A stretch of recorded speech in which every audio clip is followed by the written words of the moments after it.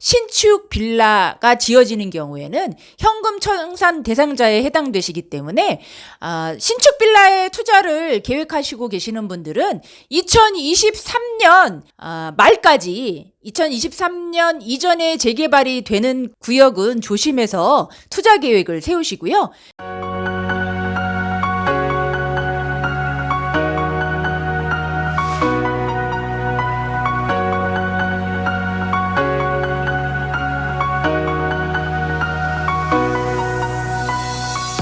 안녕하세요. 부동산 쑥쑥TV 부동산 키우미 조향숙입니다. 겨우 내내 무거운 외투를 벗어던지고 오늘은 가벼운 마음으로 여러분들과 광명뉴타운에서 또 다른 정보 함께 하겠습니다.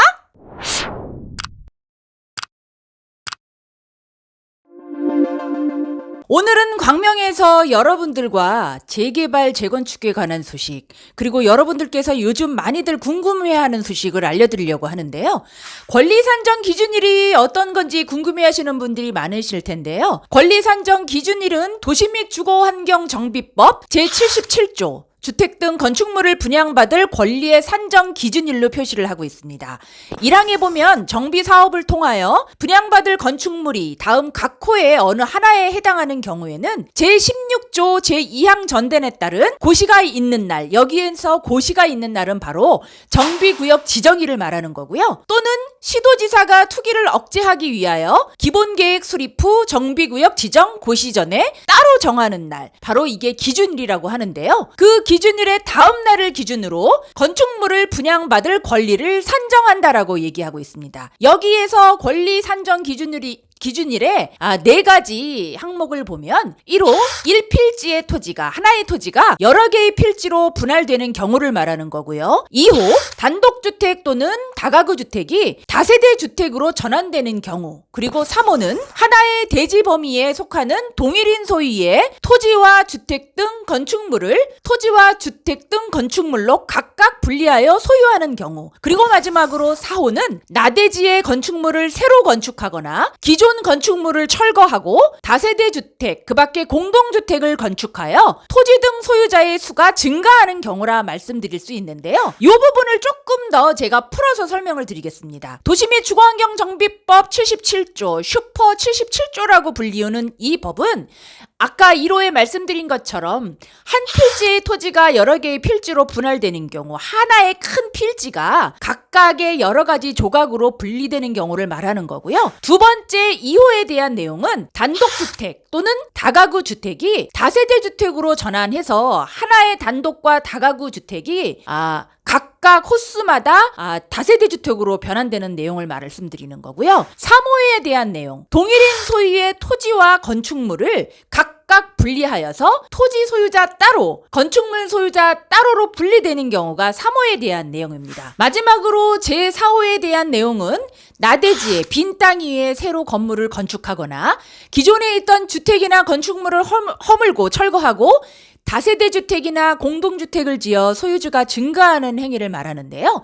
바로 이게 실무에서 얘기하는 지분 쪼개기라는 내용인데요. 지분 쪼개기를 통해서 늘어난 분양 대상자 전체에 대해서 하나의 분양 자격만 인정하겠다는 내용의 바로 이 법조문에 대한 내용입니다. 권리산정 기준일에 대한 정의는 도시 및 주거환경정비조례 제2조에 나와 있기 때문에 한번 가서 보시고요. 우리나라는 2003년 12월 30일 도시 및 주거환경정비의 조례가 시작이 됐습니다. 그러면서 시간을 걸쳐 서울시 같은 경우에는 2010년 7월 15일이라는 아주 중요한 날짜를 기준으로 해서 그날 개정이 됐는데요. 2010년 7월 15일 전에 기본계획이 수립된 지역이나 지구단위 계획이 결정 고시된 지역 같은 경우에는 구조례라고 해서 종전 규정 적용을 해서 2003년 12월 30일을 기준으로 하고 있고요.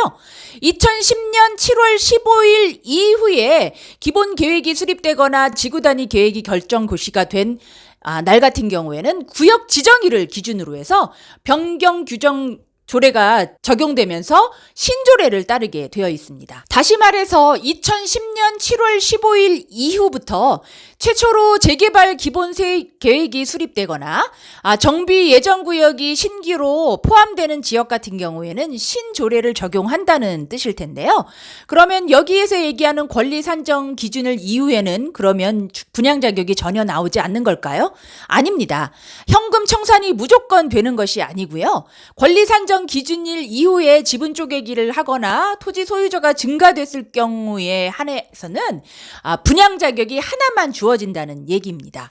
신축 빌라 및 지분 쪼개기에 기준이 되는 권리 산정 기준일 이후에는 입주권이 나오지 않고 현금 청산이 되며 또 여러 개의 분양 자격이 아닌 하나의 분양 자격을 받을 수 있는 권리 산정 기준일이 사업지마다 다 틀린데요.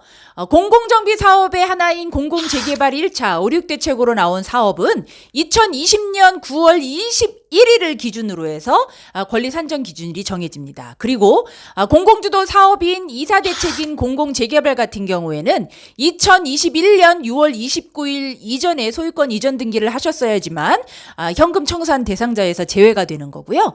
그리고 서울시 신통기획 1차 발표로 후보지가 선정된 같은 경우에는 2021년 9월 23일을 기준으로 해서 권리 산정이 정해집니다. 그리고 2021년 12월 31일 같은 경우에는 공공재개발 2차 후보지 5, 6대책으로 통한 사업지가 기준일이 되는 거고요.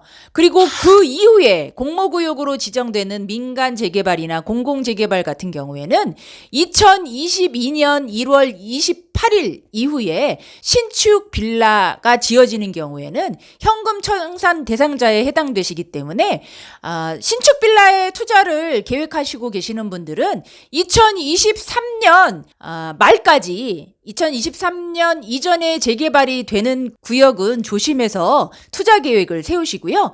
2023년 말까지 한시적으로 적용되는 이 법은 2022년 1월 28일 이후에 준공된 건물은 투자 계획을 조심해서 보시라는 그 말씀을 당부드리고 싶습니다. 신축 빌라 같은 경우에는 구조로에 해당되는 사업지 같은 경우에는 2008년 7월 30일 이전에 건축 허가를 받았거나 일정 면적 이상인 경우에는 여러 개의 분양 자격이 주어지는 거고요.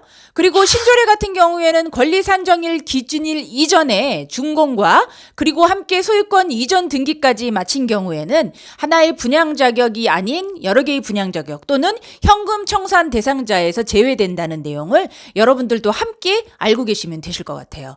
그렇다면 광명 뉴타운 같은 경우에는 지금 어떤 사업지가 여러분들의 권리 산정 기준일에 적합한지 다시 한번 말씀을 드리겠습니다. 권리 산정 기준일은 도시 및 주거 환경 정비법을 기준으로 하고 있습니다. 그렇기 때문에 현재 광명 뉴타운 같은 경우에는 많은 구역들이 민간 재개발인 뉴타운으로 속도를 내고 있지만 제가 얼마 전에 영상으로 남겨드렸던 광명 7구역 해제구역 같은 경우에는 2021년 7월 16일을 기준으로 해서 공공재개발 예비 후보지에 선정이 되었습니다. 그래서 2021년 7월 16일이 권리 산정 기준일이 되는 거고요.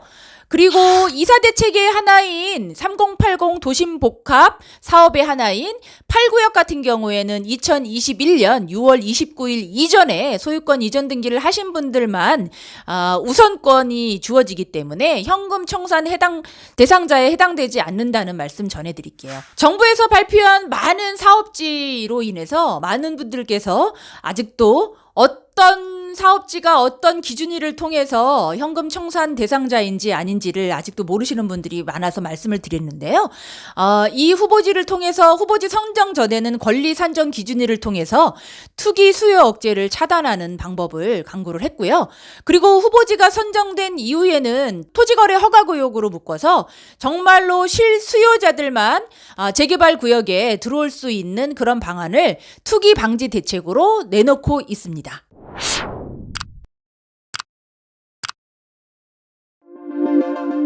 어렵고 복잡한 내용을 조금 더 쉽게 풀으려고 여러분들과 함께 했는데요. 많은 도움이 되셨으면 좋겠고요.